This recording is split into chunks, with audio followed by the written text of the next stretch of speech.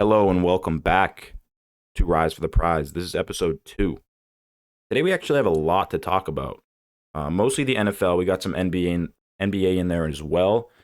Some boxing too. But before we get into anything, I kind of want to touch on the Patriots. Their season unfortunately came to an end last Sunday against the Buffalo Bills. It was the Bills' first game back since the injury of Damar Hamlin, which we talked about previously. But it was a big statement game for them. If the Buffalo Bills won this game, they clinched the number 2 seed, which they did. The Patriots had a lot of opportunities to obviously win the game, but also make the playoffs. Now, if they won the game, they would have been playing Cincinnati on Sunday in Cincinnati, which I'd rather take over the Buffalo Bills. But if we lost, which we did, there was a few outcomes that could have got us into the playoffs. Now, that would be Jacksonville beating Tennessee, which they did. The Jets beating the Dolphins, which they did not.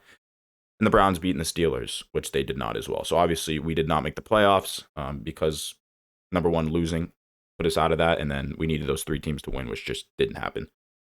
But right now we're already kind of making some changes. The biggest question around the Patriots coaching staff right now is Bill going to stay on the team? Obviously, Matt Patricia pretty much already was fired. We're looking for a new OC. Ever since we, lost McDaniels, the Patriots OC has just been sloppy. We've been hesitant to find someone who's really good and which we trust. Obviously we had Matt Patricia back then, so we brought him in. We trusted him. He was our defensive coordinator back then. Now, obviously, he was the offensive coordinator, but things just didn't go out as planned. Mac Jones was very he wasn't really appreciative of the calls Matt Patricia was making on the offensive end. The run game, he was very emotional, upset about that. Just overall, we saw it day in and day out. The decisions Patricia made affected our offense immensely. It wasn't great at all, and the Patriots are already in the process of hiring a new OC. Number one is Gerard Mayo, former Patriots linebacker. Coaching the linebacker team right now, but I think he would be a great fit for the offense. He knows the team well. He knows Belichick well. He's been involved with the Patriots for a long time. Now, many could argue that Patricia has been too, but I mean, you got to give someone else a chance. I mean, at this point, anybody can be better than Matt Patricia. I mean, this guy has shown nothing to help improve the Patriots offense this entire season. It's been horrendous, and that is a big reason as to why we hadn't made the playoffs. You look at another option. The Arizona Cardinals just fired their head coach, Cliff Kingsbury. He's got great experience being a head coach. You look at the Cardinals a couple seasons ago. They were a great team. They could have went deep in the playoffs. Could have gone to the Super Bowl. They had a great record. I forget what the record was, but it was great. Very big winning record. But yeah, I mean, that's definitely an option too for the OC spot. The guy was a great coach. Things just didn't work out this year. Personally, like I said previously, anything right now would be better than Matt Patricia. Anything right now would be better than Matt Patricia. I mean, that was a horrendous end of the season, horrendous start to the season. I mean, everything just went bad, especially in the offense. And we could see that too. Mac Jones had one of the best rookie seasons of all time last year. And this year, he did not look the same at all. And we saw that. I think at one point during the season last year, the Patriots were 8-4. And this year we finished 8-9. I mean, I don't know what Patricia's doing, but we pretty much already fired him. He's out of the wagon. He's gone. But yeah, I mean, I'm happy to see the Patriots already making moves in the offseason, looking to improve on their offense, defense, just overall team, whatever the case may be. But yeah, I mean, sometimes you got to fire coaches when they're not. I mean, obviously, you got to fire coaches when they're not doing their job, when it affects the team as a whole. I mean, Patricia, we all saw it. Patriots fans, the team, staff, everybody saw it. This guy's not set out to be who he is. Obviously, being the defensive coordinator, you might think, oh, we have a lot of trust in this guy. He can help improve our offense. But nope, that's not how it ended out. Patriots look awful. You got to make moves. And yeah, I mean, hopefully we can find someone who's better. Anybody will be better than Patricia right now, but who will better help our offense overall. So like I said at the beginning of the podcast, NFL playoffs start tomorrow. Now, this is going to be, I think this is going to be one of the craziest playoffs ever, to be honest. I got the bracket right up here. I got my predictions. We're going to go over them right now. You look at Kansas City is the 1 seed in the AFC. They got the bye. So every other team's in the wild card. And then you got Philly is the 1 seed in the NFC. They got the bye as well. Kind of going to go over my predictions right now. I mean, you look at the first teams that are playing, Jacksonville and the Chargers. Jacksonville's home. They're the 4 seed. Chargers are the 5 seed. They're on the road. Now, a lot of people are taking Jacksonville here. You know, Trevor Lawrence has played great. The Jaguars team has played great overall. They're looking good, and they're home, which is obviously going to help better their chance of winning this game. But I'm going to go with the Chargers. I think they're a much deeper team. Herbert's better than Trevor Lawrence. I think the team goes deeper. You know, Austin Eckler, Mike Williams, if he's healthy, they're a great team overall. And although they're on the road, I think they're just going to outpower Jacksonville overall. So since the Chargers are the lowest seed, they will go on to play Kansas City in the divisional round. But before we get into that game, I'm going to go over the next games, which is Cincinnati and Baltimore, and then we'll get into Buffalo and Miami. Cincinnati is the 3 seed. Baltimore is the 6. Cincinnati just played Baltimore. We look at Baltimore, though, right now. I don't know if they're going to have Lamar Jackson. He's been out for a month plus. Cincinnati, their core just goes, again, another team that just goes deeper than the Ravens. When I see Cincinnati, I see a bunch of dogs. I mean, you look at Burrow, Mixon, Jamar Chase, T. Higgins, Hayden Hurst.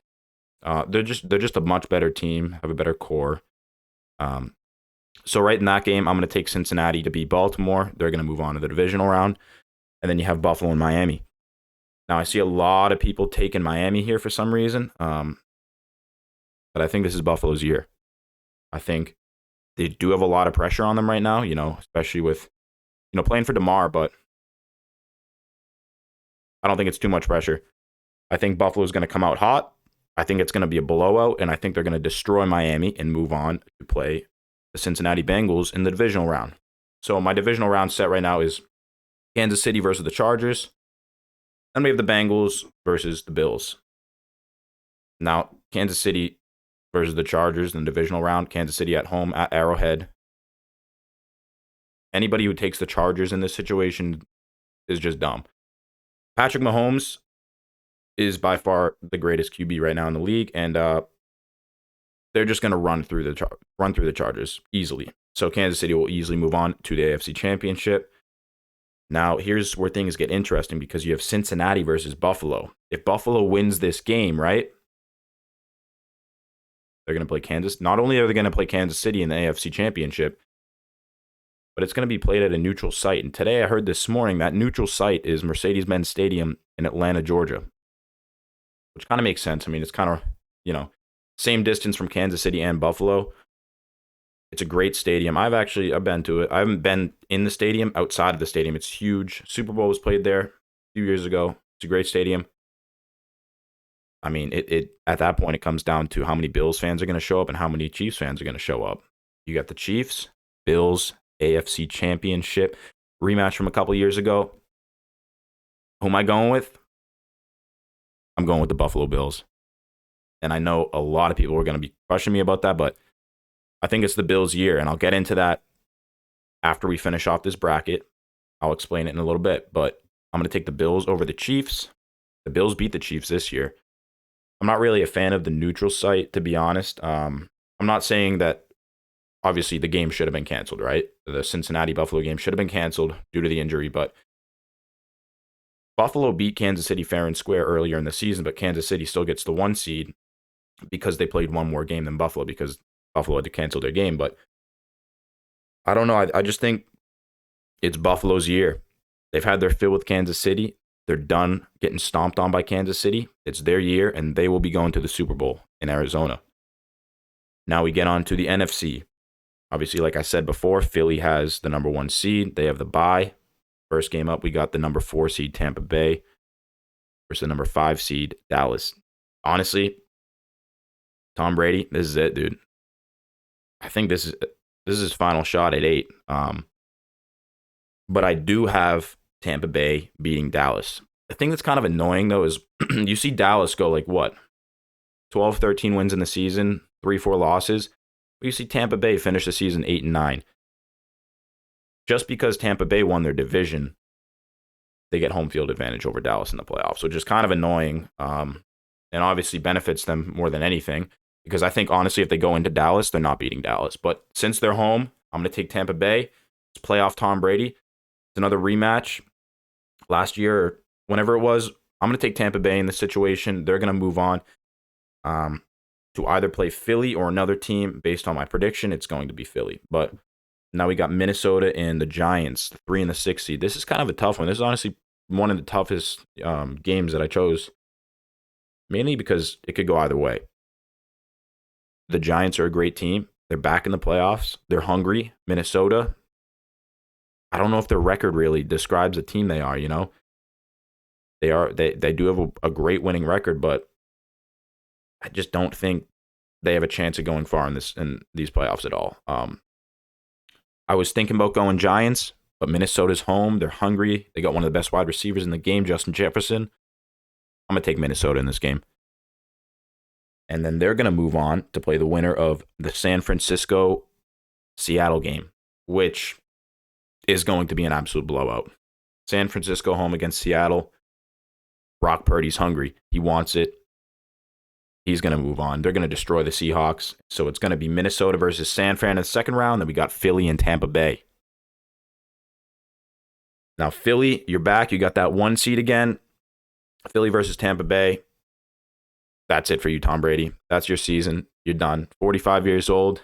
Philly's going to destroy you at home. They're hungry. Their stadium's going to be ecstatic, loud. It's going to be roaring.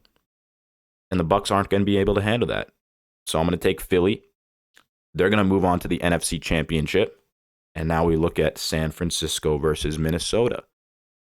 The number 2 and the number 3 seed. This is going to be a closer game than you guys can think. I do have a winner. It's going to come down to the wire. But the winner of this game is going to be the 49ers. Now, the 49ers will then move on to the NFC Championship to play the Philadelphia Eagles. This might be the game of the year right here. No Jimmy G. You got Brock Purdy, Jalen Hurts going at it in Philadelphia for the NFC Championship to go to the Super Bowl to play the Buffalo Bills. I'm going to have to go with the 49ers. I'm going to take the 49ers over the Eagles. A lot of y'all are going to hate me for this, but I don't know. That 49ers defense is insane. I think it's going to overpower the Philadelphia Eagles offense. And then we will see a Bills versus 49ers Super Bowl in Glendale, Arizona. Now, I mean, this has been my prediction since last February. I tweeted out 2 days after last year's Super Bowl. Obviously, it was Rams-Bengals. The Rams won. I tweeted out 2 days after. I said I'm going to make an early prediction for next year's Super Bowl in Arizona. I'm going to go Bills versus 49ers. And I did not say a winner, but I do have the winner right here, right now. To complete this year's perfect bracket, I mean, Bills-Niners, 2 great teams going at it in the Super Bowl. It's going to be down to the wire, a great game. I think, honestly, a high-scoring game. This year's Super Bowl champion is going to be the Buffalo Bills. It's their year. Damar Hamlin, it's their time. I said it was their time last year. They lost to Kansas City. I think, honestly, it's now or never for the Bills. Their team is as stacked as can be. Although they're going up against a great 49ers offense, I'm going to take Josh Allen, dominating the 49ers in this game. Diggs is going for 2 touchdowns. We're going to have Gabriel Davis going for a touchdown. Singletary going for a touchdown. Josh Allen's going to run in for a touchdown. It's going to be a crazy game. Brock Purdy's going to throw 3 touchdowns. It's going to be a high-scoring game. I actually haven't thought of a score prediction for this game. I'm probably going to go... what are we going to think? 38-35 Bills. It's going to be a close game. Like I said, I got the Bills winning this year's Super Bowl. That's my bracket. I think it's pretty solid. Like I said, I predicted it back in February. Not the entire bracket, but just the Super Bowl prediction. And looking at it now, it's very likely that this can happen. It's very likely that this can happen. I'm excited for this weekend. I'm excited to see all the games that go on. You know, it's win or go home at this point in the NFL. And all these teams I know are hungry. It's going to be crazy. I'm excited for it. I know everybody else is excited for it. Let's get ready for that Bills-Niners Super Bowl in Arizona on February 13th. Let's go. What do we got to talk about? Moving on, I guess. We talk about the Celtics, NBA in general. Last night, Celtics played the Nets. Beat them by 11, 109-98. The Celtics in their last 9 games versus the Nets are 9-0. But a more important stat, a more personal stat, is that Kyrie is 1-7 versus the Celtics ever since he stomped on our logo right in front of every single fan. I don't know if you guys remember that, but he beat the Celtics in Boston, stomped on our logo after, and then walked out the tunnel. That's personal. That is personal.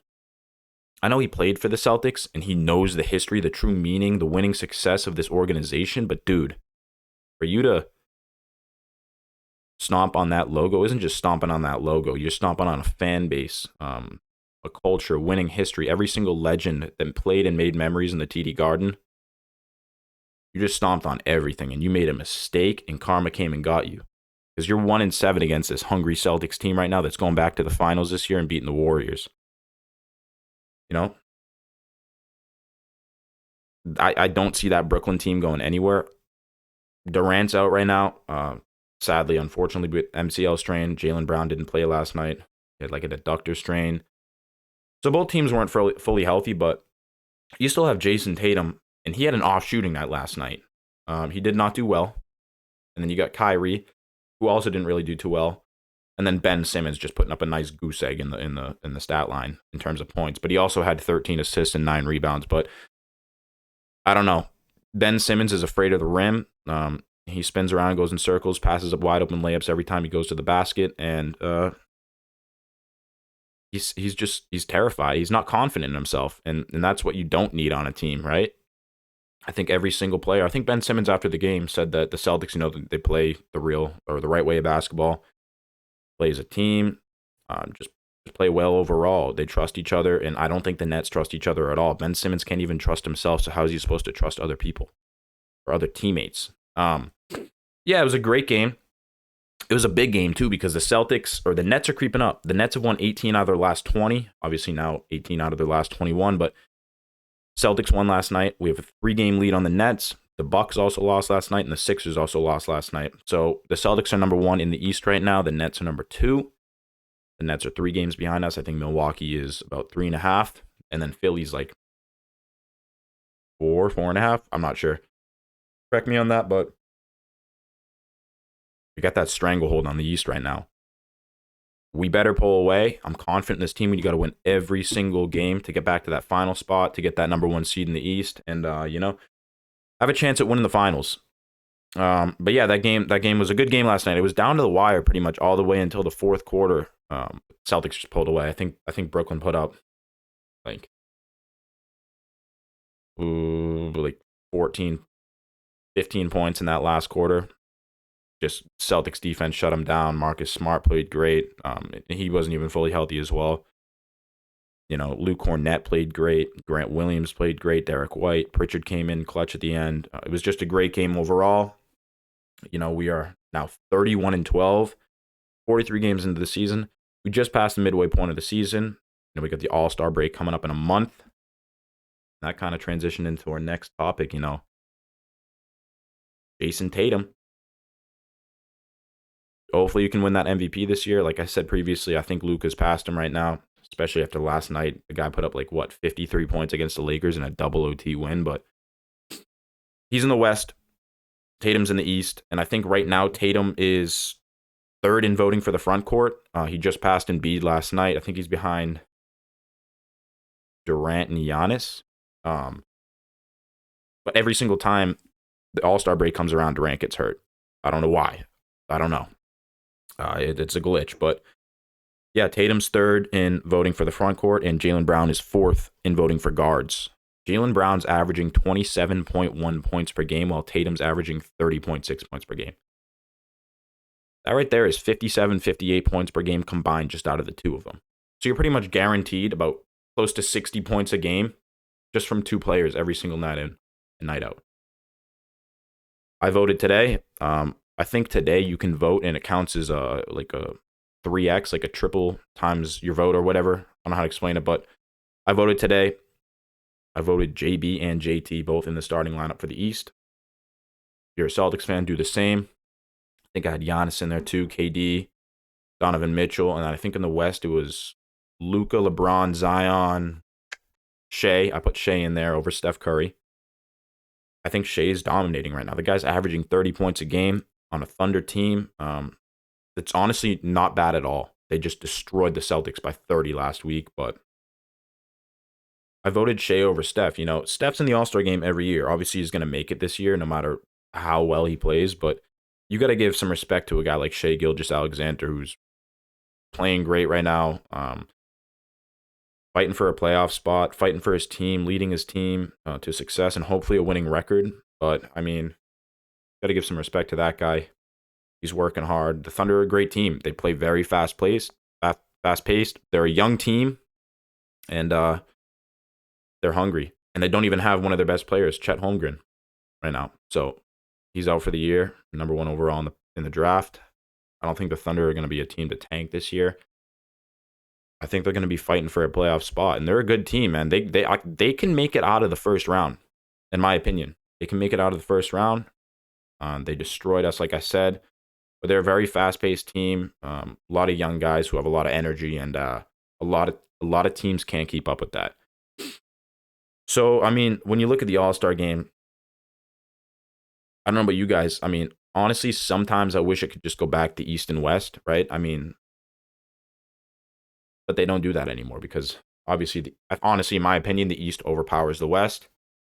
Way too many great players in the East compared to the West, but they do the captains now, and it's just like, I feel like it throws everything off. It is a little interesting, but LeBron's been the captain for what, 5-6 years straight? Like, dude, it's old. Pick a new captain. Kevin Durant's been a captain a couple times. Steph Curry's been a captain a couple times. Like, I think Giannis as well, but it's time for a new captain. I think LeBron, dude, just get out of there. Like, we're going to put in Jason Tatum this year for a captain, all right? The guy's dominating. He's playing better than LeBron this year. He's on a better team, higher ranked in the MVP race. I think he really deserves to be an all-star or a captain for the all-star team. I mean, the guy's in his 6th year. He's performing great. He's gotten some respect yet. Not full respect because he's still a young player, hasn't fully developed yet. I wouldn't even say that he's fully in his prime yet either. He's, 24 years old? Yeah, I would not say he's fully in his prime yet, which is honestly scary because he's already insane at the game of basketball. But I just feel like you gotta change it up a little bit. You know, LeBron's a captain every single year. All these veteran NBA players are a captain every year. I'm not exactly sure what it takes to be a captain in the NBA or in the NBA All-Star game, but I think we should switch it up a little bit. Give the young, talented guys like Jason Tatum a chance to be a captain. And not only does it, or is it inspiring to be a captain, but it shows a leadership role. You know, you're the captain of the team. Your team is named off your last name. It'll be Team Tatum versus, Team LeBron, or Team Tatum versus Team Kevin Durant, which is pretty cool for an all-star game. And like a whole team is, named after you because you're the captain of that team. But I personally think that we just got to switch it up a little bit. I mean, LeBron's arguably the greatest player of all time in the sport of basketball, but in terms of captains, like, nobody's going to be looking at your resume down the line, especially in basketball, and be like, oh, this guy's a 4-time MVP. He's a 5-time NBA All-Star captain. Like, dude, that doesn't mean anything. Like, yeah, you're 4-time, did I say 4-time MVP, 4-time NBA champion? Yeah, but nobody's going to be like, oh, this guy's a 5-time All-Star captain. Like, nobody's going to put that in there because this just came to fruition like 5 years ago. When Larry Bird played back in the All-Star game, when MJ played back in the All-Star game, Kobe played back in the All-Star game, they never had captains. So why should they put that on someone's resume? I mean, just mix it up a little bit, in my opinion. Just give the young guys with talent a chance to be a captain for a team, draft a team, and just have that role, feel good about themselves, and gain that respect that they deserve. Because right now, Tatum is arguably one of the best players in the NBA. No doubt. And he deserves that credit. especially after leading his team to the NBA Finals last year. Well, also going to be doing it again this year. Again, I don't want to talk too much about LeBron, but we're going to have to real quick. He's just under 400 points away from passing Kareem Abdul-Jabbar in the all-time regular season scoring. Now, I think Shannon Sharp, who's LeBron's uncle, actually stated that if LeBron keeps up, if he scores like 27, 28 points a game, it'll take him about 18 games in order to get this. But Shannon said that he thinks LeBron will go on an absolute binge tear, which he quoted binge tear, and that he'll finish it off in about 16 games. And after that, when LeBron passes Kareem Abdul-Jabbar, we all got to shut up. We all got to shut up in terms of the GOAT debate. LeBron will be the undisputed GOAT of basketball once he passes Kareem Abdul-Jabbar. And the best thing about this is that Kareem put up however many points he did. I think 37,000 points, something like that, in 1,560 games, while LeBron has only played 1,398. So LeBron is pretty much about to break Kareem Abdul-Jabbar's record of scoring in the regular season while playing, 160 games less than him, which is 2 full seasons of the NBA. That's literally 2 whole seasons of the NBA. I mean, that's crazy. I mean, like I said, when LeBron passes Kareem, that's going to be one of the most historic moments of all time in the game of basketball because nobody's done it, obviously, but we all got to be quiet. LeBron's going to be the GOAT of basketball once he does it. I think this is the one thing he's going after right now, obviously. But I saw in an interview on ESPN the other day, he said that the one thing he wants to do, obviously, before he, hangs it up, retires, is play with his son, Bronny. Run the court, share the court with his son, Bronny, in the NBA. I think that'd be crazy. He said whatever team Bronny gets drafted to, he's going to. Dude, if Bronny gets drafted to the Celtics, obviously after going to college for 1 year, but if Bronny gets drafted to the Celtics, I mean, LeBron's coming to the Celtics, which, hell no, I wouldn't like, but that's a chip right there. I mean, I don't know how he would come to the Celtics. We'd have to drop a lot of guys because we are definitely not making a trade for LeBron, especially that late in his career, when he's most likely going to just play for a season and retire after that. But the good news is that if Bronny obviously gets drafted to the Celtics, he'll be with the Celtics for a while, even after LeBron retires, which is going to be crazy. Bronny in Boston. Who knows? LeBron might move to Boston because Bronny will be here. But yeah, I think that's pretty cool. Father-son duo in the NBA. I'm trying to get a grasp on how I think Bronny's going to do in the NBA. I mean, the kid's only, 6'2", 6'3". He is dominating the high school level right now at the highest level, too, throwing up, through the legs dunks, windmill dunks left and right. But in terms of the NBA, I mean, 6'2" small. I think the average player in the NBA is 6'7", 6'8", but, I mean, I think Bronny's got to get a little bit more muscle on him, get some mass volume on him. But, I mean, he's got the LeBron genes, so he could go on a tear anytime he wants, But I can't wait to see that kid in the league. It's going to be crazy. He's a senior right now. It'll probably be 2 years to the draft because he'll go to college for a year. I'm assuming he'll go to Duke, Ohio State, probably Duke. But, yeah, I mean, it's going to be crazy when that kid's in the league. Absolutely crazy.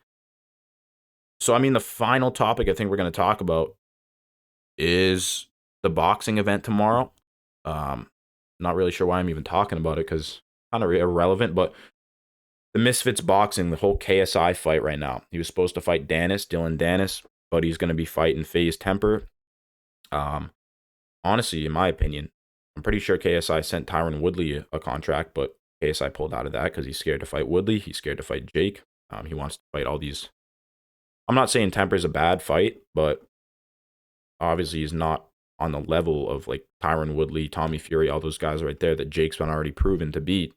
But I don't know. KSI can't really say that, oh, dude, I'm 7-0 when I fought a guy like Swarms or Pineda, who are both bums who stepped in the ring and literally fell and cried because they got hit in the chest. I don't know. I mean, I hope Temper wins tomorrow. We got KSI versus Temper. We got another, what? That guy Slim versus Zanetti, which I think is going to be one of the best fights of the night. We got that Salt Poppy dude. We got a girl fight, too. We got a girl fight. I think it's that girl Faith Ordway and some girl Brock. I don't know. But I mean, I think it's all going to be good fights. I'm excited for the KSI Temper fight. I really hope Temper wins.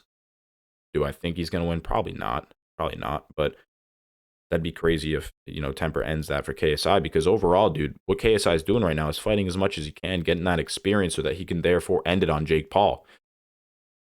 Now he thinks he's already going to beat Jake Paul. He thinks he has all the assets to beat Jake Paul right now, which is not even close to being true. But yeah, his end goal is to fight Jake in December or November at the end of this year at some point. Like I said, I think I predicted it last episode, but I think Jake would absolutely destroy him, knock him out inside the first or second round. But yeah, I'm excited. There's like 8 fights on this card right now, leading up to the main event. It's gonna be a good fight. It's in London, I think, at Wembley Stadium, Wembley Arena. So I don't know. It's probably going to be around 2 p.m. tomorrow, because they're 5-6 hours ahead of us. So I mean, yeah, it's going to be exciting. A nice day fight for people back here to watch. It's going to be cool. Go Temper. I mean, seriously, someone needs to put an end to KSI right now, because if KSI loses, he's not going to fight Jake. There's no chance. KSI loses to a guy like FaZe Temper, KSI is not fighting Jake. He will never have that opportunity to fight Jake. But who knows? I'm waiting on this Jake Paul news right now. He's supposed to be fighting either February 18th or February 25th against, hopefully, Tommy Fury, maybe Mike Perry, but who knows? The guy's in the MMA now. He's doing his thing. He can do whatever he wants pretty much at this point. I think he just bought a yacht or whatever, but more of the story is he's fighting soon. He's fighting 3 times this year. I'm excited for it. Trying to think of anything else. I think we pretty much touched on everything. Celtics got a little roadie coming up, 2 in Charlotte, and we're back home against the Warriors next Thursday for a finals rematch, in which we're going to absolutely dust them. We're going to smoke them by 30. Jason Tatum's going to bully Steph Curry in the paint, throw threes over his head right in his grill. It's going to be a great game. NFL playoffs, like I said, tomorrow. Let's do it. My prediction. Let's see if that prediction stands. Bills 49ers in the Super Bowl. It's going to happen. And if that happens, that'll be the craziest prediction of my life. But yeah, stay tuned. We're going to be dropping another podcast next week.